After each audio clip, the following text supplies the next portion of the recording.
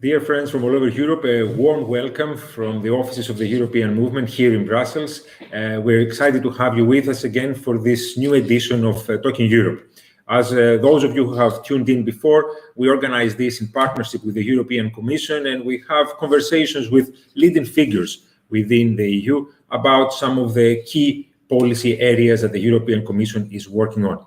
And today we have the immense pleasure to welcome Ditte Juul Jørgensen. She is the Director General of DG Energy of the European Commission, dealing with a plethora of subjects. Ditte, thank you very much for joining us. We know how busy your schedule is, so we are grateful that you're taking the time to discuss with us. First of all, good morning. I hope your day has started well. And, good morning. And perhaps you can start our conversation a little bit with what's in everybody's mind. We have a long list of issues that we want to go through. But first of all, I want to see how have the 12 months impacted you, your team, the work? How has the pandemic and the lockdown challenged you in every possible way? Yeah, it's a very good question. And we actually have an all-staff event in DG Energy on Thursday to discuss that, among other things. Where are we now? What have we learned? What have we done right? What can we do better? How's everyone doing? Because I think it has impacted everyone very significantly at the individual level. This often sitting at home, sitting alone, your best friend becomes your laptop that you're working from. It's been a very challenging working environment. I would say on our energy policy development, on the Green Deal, it's been a great year. We have achieved, I think, in a not very modest way, that are really impressive, in particular given the circumstances. But in any case, we launched a number of energy policy strategies, a legislative proposal. We've been very busy preparing for the Fit for 55 that will come out later this year. So in policy terms, it was really an extraordinary year, not just because of the circumstances, but really because of the outputs. But of course, at an individual level, again, to come back to that, it was challenging, and I think we really need to look at what have we learned, are there things we will bring with us into the future, but also how can we do these things better? What have we learned? I think is important to bring on. Indeed, I mean, you're absolutely right. Despite everything that went on, or perhaps because of it, the EU in general and the European Commission in particular really stepped up the efforts, especially in the area of energy, the environment, climate, of course, because the pandemic has shown us that we need to rebuild and we need to rebuild better. And perhaps I can start with that. We've seen ambitious targets set by the Commission for a 55% reduction in emissions. Perhaps you can tell us a little bit more about how are you planning to achieve that? What is the work of the Commission in the efforts to reduce our emissions? Yes, I would be happy to do that. And I'm glad you link it into the recovery efforts, because both the European Green Deal is both about climate neutrality, lowering greenhouse gas emissions, but it's also very much about jobs and growth. And then it has become also about recovery in its work together with the Recovery and Resilience Plan, the next generation EU proposal. And energy is, in a way, the key to a lot of that, because energy represents such a significant share of our greenhouse gas emissions, 75% in total, both obviously energy production and energy consumption. And so in other words, in order to significantly lower our greenhouse gas emissions, we need to produce cleaner energy, more renewable energy, and we need to lower our consumption. We need to be much more energy efficient than we are today. So in other words, in order to achieve the climate targets, we need energy policy instruments. We need to scale up renewable energy, clean energy, and we need to scale up our investments into energy efficiency to lower consumption. And then when it comes to the jobs and growth and recovery, what's interesting in the energy contribution to climate is that it's also an investment contribution. It's also jobs and growth. And if you look at it in a global context now, I think essentially all places in the world have the same two challenges. There are many other challenges, but two genuine global challenges are climate change, climate mitigation, lowering greenhouse gas emissions, and recovering from this crisis that has hit as a global pandemic in the last year and has a very significant economic and socioeconomic impact. And that will hopefully bring increased investment into climate mitigating measures. And a lot of those investments will have to be in energy systems. And those investments also create, as I said, jobs and growth. We need to make sure we invest in technology. But also, and then again, at the global level, Europe is currently a global leader in green energy technology and in green technology. So we actually start at a really interesting place and a good place in what will hopefully be a significant global change around addressing climate change and shifting to a green energy in Europe, but also beyond Europe. So it comes with significant opportunities in terms of jobs, trade, investment, developing further our technological leadership and our competitiveness. So a win-win element, I think, of the European Green Deal. I would be happy to say more about the different proposals, but you let me know if you want me to go into more detail on that. Indeed, we have the opportunity to touch on a few things, but it's very interesting to hear you speak. And we had a conversation with Commissioner Timmermans not so long ago, and the Green Deal, the EU Green Deal, is very much at the center of a lot of the work now the EU is undertaking. And I'm wondering whether it is also an opportunity perhaps to push further for an EU energy union that has been discussed for a while. Is this now the chance, through the EU Green Deal and everything else you're doing, to move a step closer to that? Yes, absolutely. I think so. The Energy Union was launched before the Green Deal, and to some extent is a foundation, a necessary foundation for the Green Deal, because the Energy Union both aims to ensure sustainability of our energy, so cleaner, greener energy. It aims to ensure the affordability of our energy, and it aims to ensure that we are energy secure, that we have security of supply. And those three components are as important in the European Green Deal context. You can only make a green energy transition if you also know that you can do it in an affordable way, in a cost-efficient way, and a way that doesn't impact the individual negatively, or our industry, our competitiveness negatively. So affordability is crucial also for the green energy transition. And obviously energy security is essential for our societies at large. So to imagine a Green Deal or a green transition that does not ensure these pillars of our energy union simply wouldn't work. We have achieved, I think, a lot in the energy union already. We're building a common energy market. We've got interconnectors. We've got more energy flows across markets. We don't do that because that's an objective in itself, but because we know that we get cleaner energy, better energy, if we have a well-functioning European market. So a lot has been achieved there, and I think your question is very much to the point that yes, we'll need to continue developing the energy union as part of the Green Deal and as a necessary foundation for achieving the green transition and the Green Deal targets. Absolutely. And I think that is crucial, because it goes to show the degree to which everything is very much interconnected, and we cannot do things in piecemeal, but we need to look at the broader picture, because the challenges before us are immense, and we all need to work together in that regard.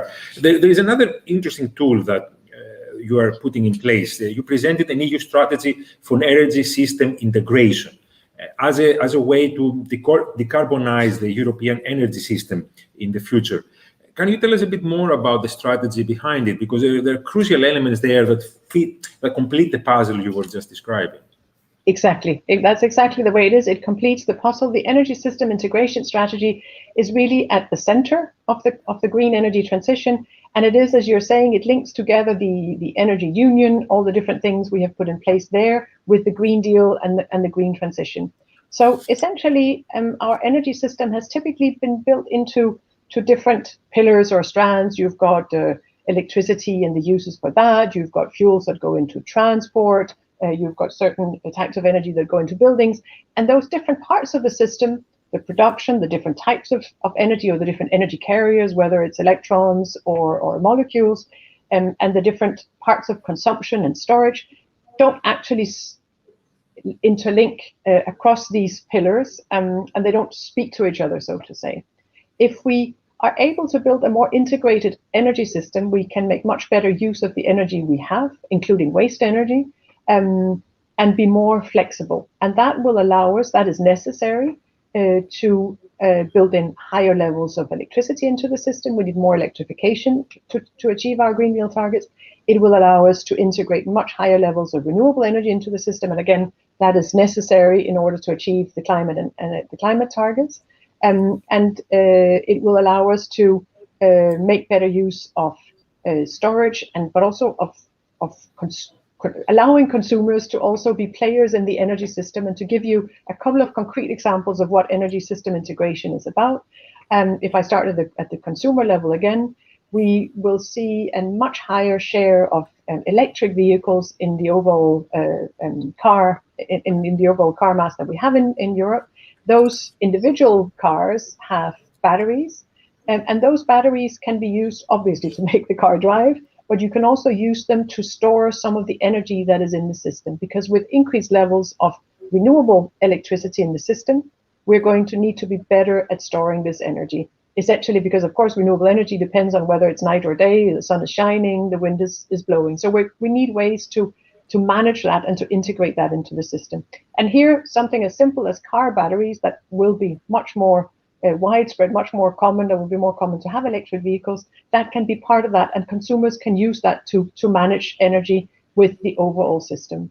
Another good example is data centers, which are extremely energy intensive, really very inefficient from an energy consumption perspective, because they need cooling. But they also produce very significant amounts of excess heat, and heat is an energy form. And in many cases, the heat that comes out from data centers simply disappeared. So if you put the data center far from cities or from industries, that heat typically does not serve any purpose, it's just let out. That's a very significant energy waste. If instead of putting this data center in the middle of nowhere, you put it close to a city or an industry, you can use the waste heat to put it into, for example, the local district heating system, and thereby you have what would have been waste that becomes an energy source. So that more circular way of looking at the energy system, where the energy used or the waste goes back into the system in a circular way, is obviously much more efficient. You can make quite significant savings. And some member states are doing that, or some regions or local communities are doing that. So a very practical example of how you can integrate the energy system. And then, of course, there's hydrogen as an important energy carrier that can help, again, integrate more renewable electricity, renewable energy into the system, and in particular help those sectors that are hard to abate. So the sectors that can't just go to electricity directly.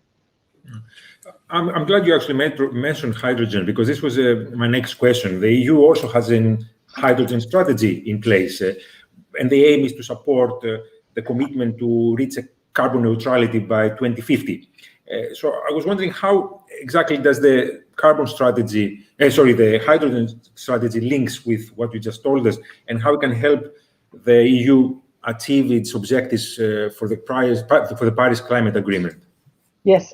So as you said, the energy system integration strategy binds all the different elements together. And the hydrogen strategy is the element that allows it to do that. It's the necessary element for an integrated energy system. And the reason for that is that when we need higher levels of renewable electricity, otherwise we will not achieve our targets. Some of that electricity will go into the energy system and be used as electricity. Some of it can go into electric mobility. Some of it can go into heating by heat pumps in our housing and in our industry. So all the uses of electricity that you know today, but many more, because there are some functions, some consumptions that can be electrified and can be much more energy efficient when they are electrified, such as heat pumps is, I think, the best known example. Then there are other parts of the energy system that cannot be directly electrified, or where the electrification will be very expensive or impractical from a technological perspective.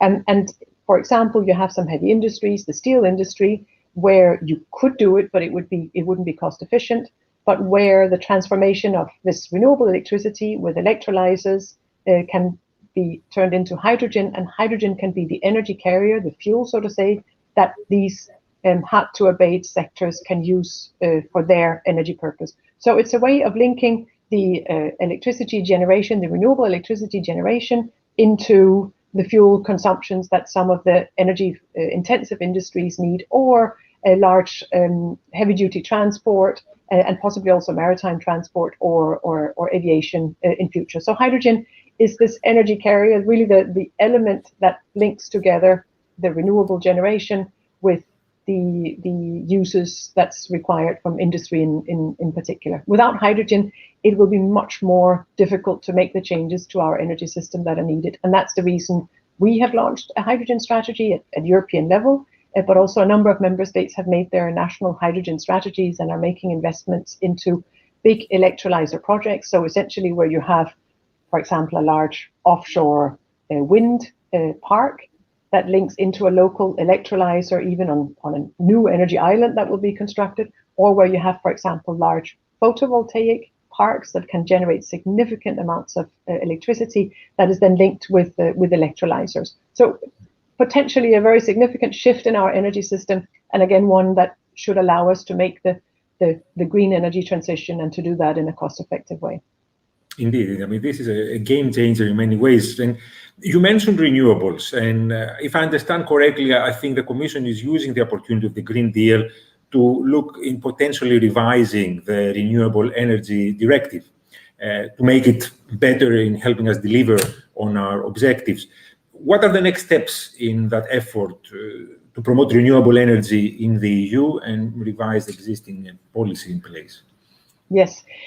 So, Petros, you will remember maybe that last year the Commission adopted the Climate Target Plan, which analyzed how can we achieve the 55% reduction of greenhouse gas emissions by 2030 that we would like to.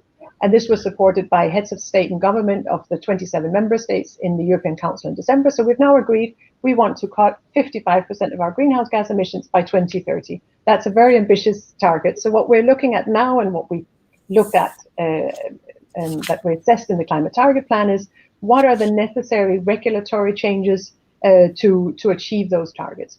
And what we found in the Climate Target Plan in September was that you're going to need a mix of different instruments. You're going to need a mix of pricing instruments, so emissions trading scheme, carbon costs, so to say, together with regulatory measures that help bring developments, technological developments and investments in the right direction. And then, of course, you're going to need significant investments.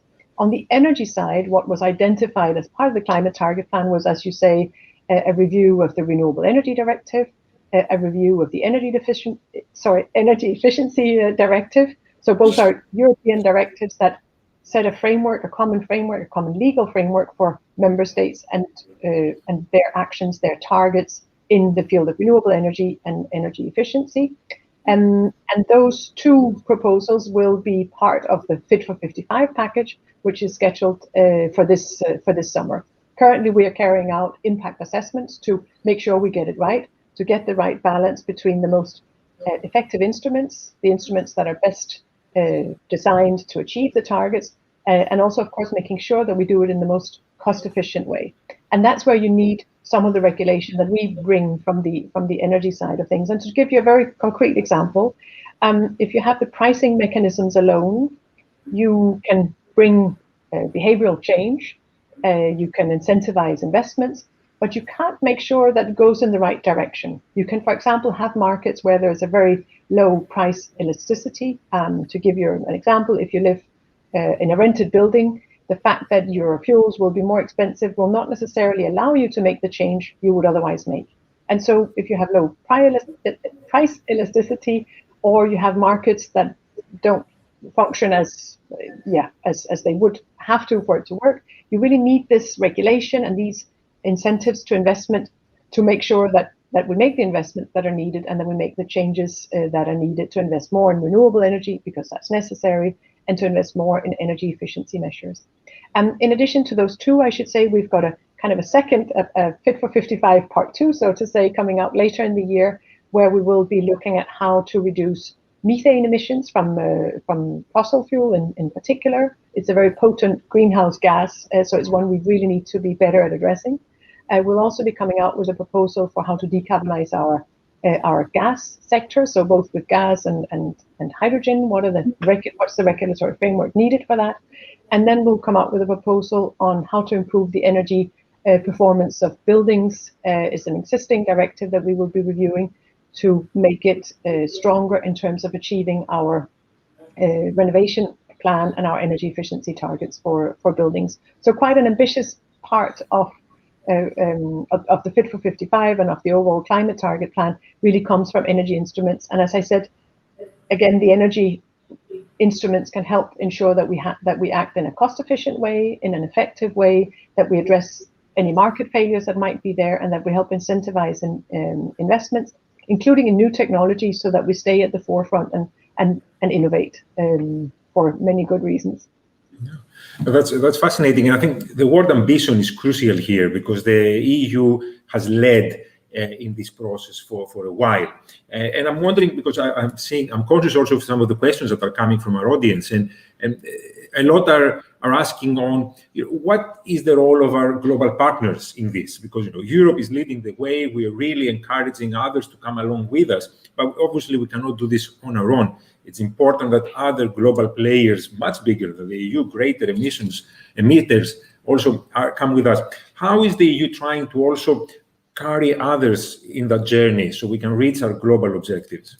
That's a really, really good question. Also because the European Union represents less than, I think, 10% of global greenhouse gas emissions. So even if we become, or even when we become net zero, there's still significant carbon emissions and methane emissions. So we do need to address this at a global level, and we need to work with others. So I'm glad that question is asked. We've got a number of different aspects of this strategy. And if I go just through a few of them now, I think the first thing that we can do is to show that you can make this green transition, that you can become climate neutral, you can significantly lower emissions while you grow. We've already showed that over the last decades. We have had a decrease in our emissions combined with an economic growth. So we've shown it's possible. I think what we need to show now is that we can do it even better in a more cost-efficient way, and actually make the transition in a way that spurs our growth, that helps us grow, that helps create jobs, that helps make us more competitive. As I mentioned earlier, we've got a global market developing in green technologies and the green energy transition. We are well placed to play a leading role there. So let's try to make sure that happens. But I think by setting that example, by showing that it is possible, hopefully others will be inspired and will see, well, there's not just a global common interest in this, there's also an individual interest for each country or each region in doing that, because it brings a lot of benefits to citizens. I've mentioned the economic benefits, but of course there's also clean air, a better environment, so overall improvements to health and well-being from the broader aspects of the European Green Deal, from biodiversity to climate to air, addressing air pollution and using clean energy and energy efficient buildings that helps reduce energy poverty and help simply reduce the energy bill for people. So to show that it's possible and to share with others how have we done it, not that they can or want to do it in exactly the same way, but at least there will be some lessons learned that I think it's important we bring out there. Secondly, we need to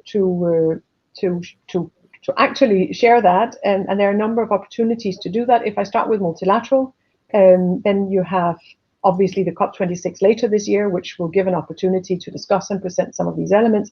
But before that, you have a net zero summit called by the International Energy Agency next week, where both Executive Vice President Timmermans and Commissioner Simpson will be speaking.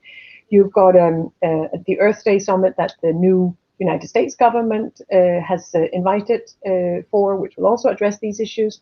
And then in September, you've got a United Nations high-level dialogue on energy, where heads of state and government from all over the world will come together to discuss the energy transition. It's the first time in 4 decades, and I think it really shows how central energy has become to the global agenda of change, of addressing climate change, but also more generally in doing it in a way that works for everyone, because everyone needs energy for cooking, for heating, for cooling, for their industry, for their transport. So it's a necessary part of this package. And then the third part is, of course, our bilateral relations, where we have energy-specific dialogue with countries and meet with them regularly.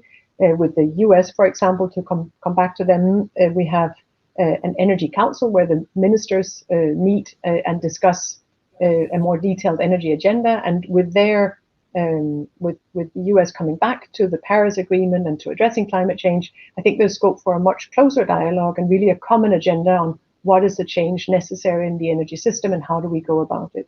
And we have similar bilateral dialogues with a number of other countries. We speak, of course, to the major economies, the major emitters, China, countries in Latin America, Canada, Japan. So we have a number of bilateral dialogues that are relevant for this.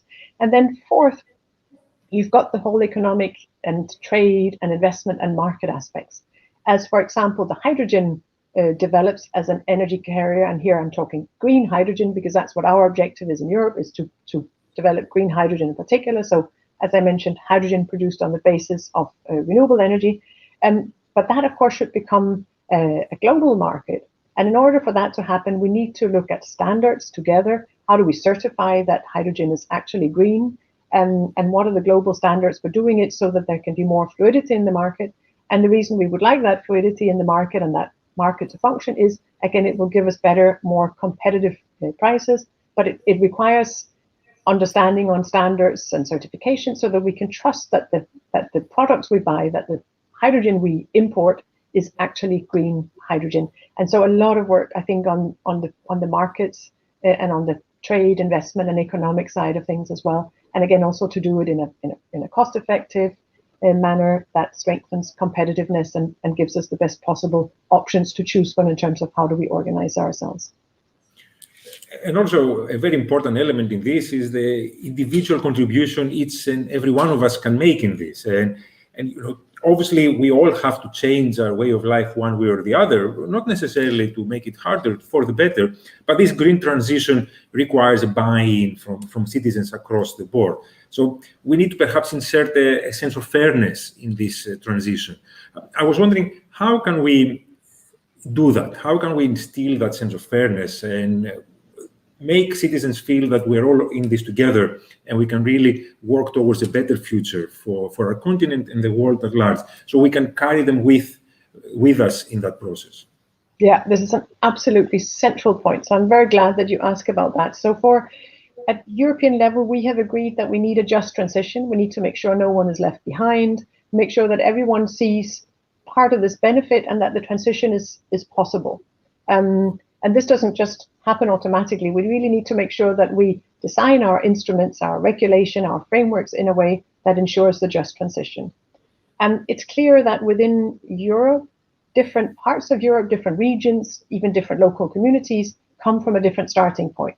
You have some member states that already have a very high share of renewable energy in their energy mix. And so the next steps they have to take are less significant in those regions than in regions or member states, countries where there is a very high share of coal in the electricity mix, for example. So countries and regions and cities start at different levels. And I think it's important that we recognize that we look at what does the transition mean in different regions so that we have instruments to provide support in those regions. We've got the Just Transition Facility, we've got the Coal Regions and Transition Instrument that really goes in and looks at the regions that will see a more significant impact or cost related to the transition, because there will be a change in jobs, change in the industrial structures. So to help those regions make that transition. And there's a lot of interesting examples of what it means in practice. So you've got some coal regions that are really investing into green industries, for example, investing into battery production for transport, investing into electric buses and electric bus production that they can then use in their cities to have clean transport in those cities. But in doing it, again, also helping the regions where the industrial base will change. There's a lot of it's important there to recognize, I think, that it's a broader agenda. It's not just about energy or industry. It's about people, individuals. It's about their jobs. If you've been working in the coal sector or in the mining sector all of your life, that change can be tricky, and it involves both the individuals who work there, but also their families, the local community. And so we need to make sure that we also address that human element we've got a skills agenda. So how do we help people obtain or build the skills that will be useful or that will give them jobs as part of the green transition. So a very individual and human-based objective or challenge that I think we have, all of us. And then there are a number of instruments that are better placed at addressing these challenges than others. I mentioned before the renovation wave, the the importance of energy efficiency. Here we know that there are more than 30 million Europeans who suffer from energy poverty. It's in different parts of Europe. In some parts of Europe, it's more significant, more severe than in others, but it's clearly something we have to address. We have made guidance to member states to be clear what's the actual definition, what do we mean by energy poverty, and we've made guidance of, well, how can we do to address it? But one way of addressing it is the renovation of buildings, making sure that the building mass, for example, social housing or low-cost housing, that they are also well insulated, that they're energy efficient, so we can lower the heating or cooling bill of people, but again, also improve their quality of life. So it's an example of a concrete investment and a concrete regulation at European level that is really needed to address energy poverty, and where the transition can make a very positive change in terms of lower energy bill, but also, as I said, better health, well-being, cleaner air, essentially. But it requires investment. It doesn't come automatically. We need to make sure we have the right instrument, and we need to provide support for those regions and those people that will otherwise be negatively impacted. And of course, the European Union, to react to the current crisis that we're facing, has put on the table a massive recovery plan, huge investment, in many ways unprecedented amounts of money and mechanisms to help Europeans and Europe in general get over this. Do you believe that all this investment that is going in and the plans that the member states are putting forward to implement the plan, are they going to the right direction? This is a great opportunity for us to really invest in the little things and the big things you discussed about.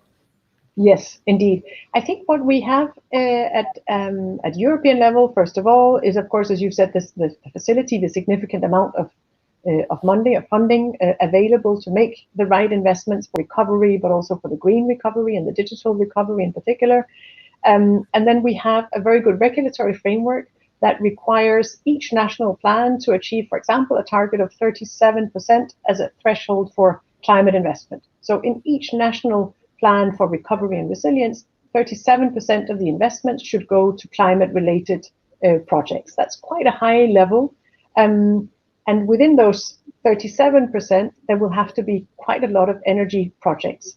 And again, what we've done at the European level in the Commission is to identify kind of flagship projects, so typical investment projects that would both help recovery, but at the same time contribute towards these 37% of climate-related investments. That can be what we call power up, so investment into electricity generation, electricity infrastructure, and with the higher levels of electrification in our energy system, we're also going to need to invest in grids and interconnectors in the whole system around that. And that's something that helps, again, both the green transition, but also recovery, because investments into green technologies, into green energy, typically creates more jobs than investments into fossil. About I think more than twice as many we see currently jobs in the green energy sector compared to the fossil sector. Another example of a flagship project is the Renovate, so building renovation. If you look at the types of investment member states can make in their recovery and resilience plans, the type of investment that creates most jobs per million invested is actually in energy efficiency and building renovation. It's a job-intensive sector. It's a sector that contributes, that's absolutely necessary for the green transition to lower our energy consumption. It creates local jobs more than anything. So in regions in Europe that are impacted by the crisis or the fallout from the COVID crisis, this is really important also to create local jobs.